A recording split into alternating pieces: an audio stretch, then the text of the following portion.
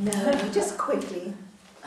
How to stop continuous and negative thoughts. Don't try.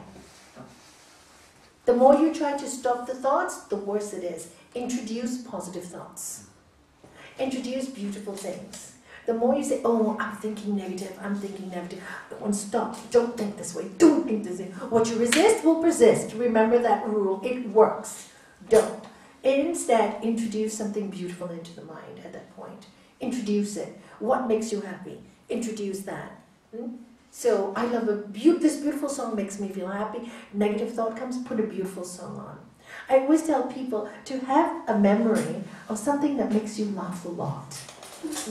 Have a memory of something really funny that you don't stop laughing, and keep that really close to you by seeing that memory. And then when that negative thought comes, you bring in that memory.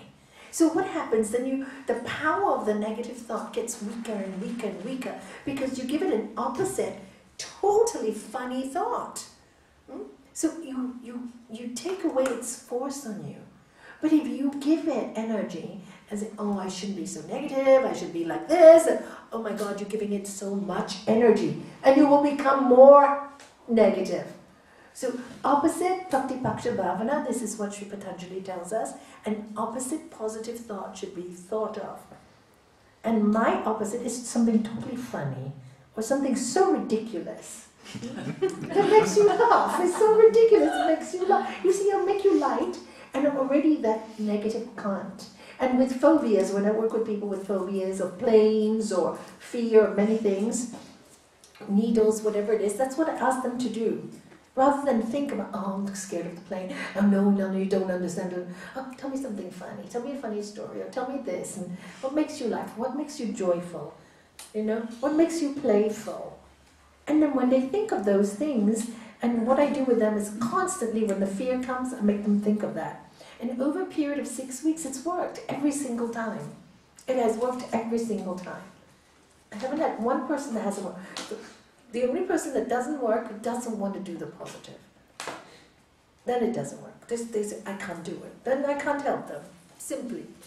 They don't want to let go of the negative thought. When they say, I can't do it, that means they're giving up on themselves.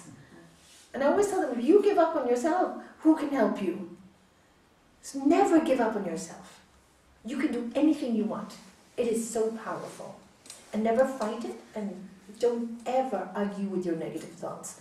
They're there, keep them to the side, bring in positive. And of course, then there's all the other practices that we learn with Sri Patanjali, japa, using your mantra, being in good company, being with the happy people.